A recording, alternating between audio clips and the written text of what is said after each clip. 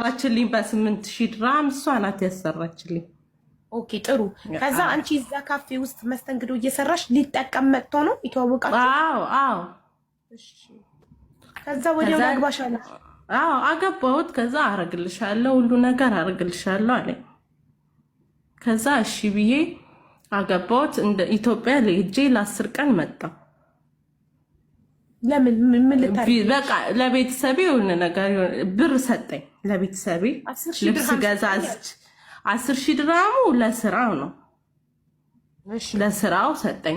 ሌላውን ደግሞ ለቤተሰቦቼ ለራሴም ልጅ አለኝ። በፊት ልጅ ነበር፣ ባለ ትዳር ነበር ና ለሷም ለሁሉም ለቤተሰቤም ልብስ ገዛ። ለሁሉ ነገር አረገልኝ። ከዛን ተመልሼ መጣሁ።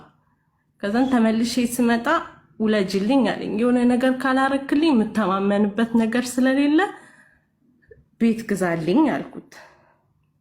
አላምንም እኔ የሚባለውን ነገር ስለምሰማ አላምንክም፣ ይቅርታ ግን ቤት ከገዛልኝ እወልድልሃለሁ አልኩት። ከዛ 4 ወር መጀመሪያ 2 ወር ታገሽኝ አለኝ።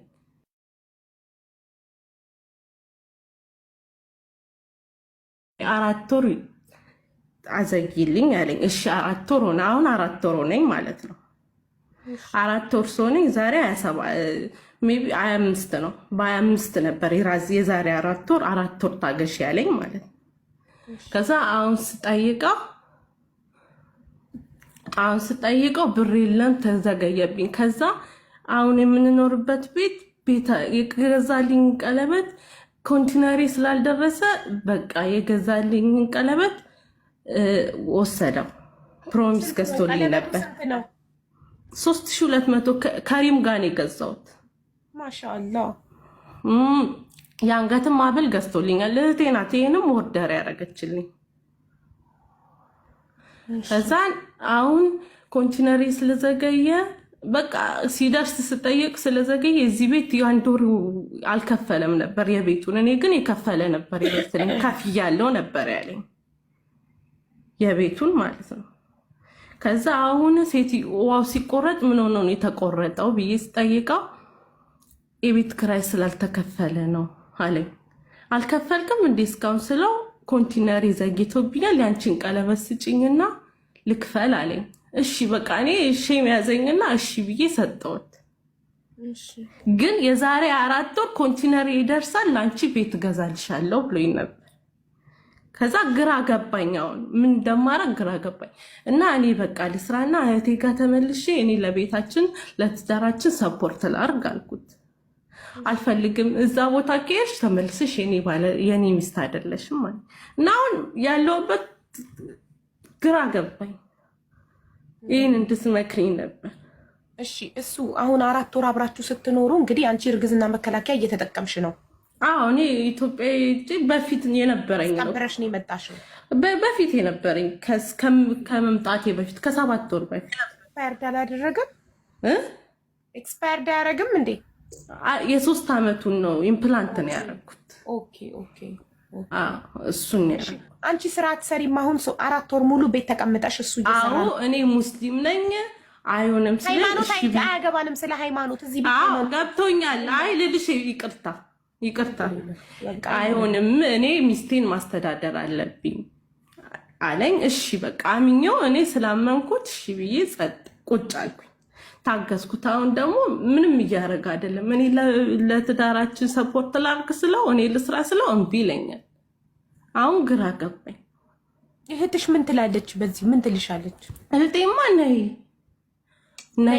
ስሪ እኔ ብሰራ ምንም የለመድኩት ስራ ስለሆነ ምንም አይመስለኝም። እሱ ግን አይፈቅድልኝም እና አሁን በዚህ ነው የእህትሽ ካፌ ሺሻ ቤት መስተንግዶ ነው? አዎ እና አሁን አንቺ ማለት ነው ሰውየውን ተወጇለሽ? ተወጇለሽ? አዎ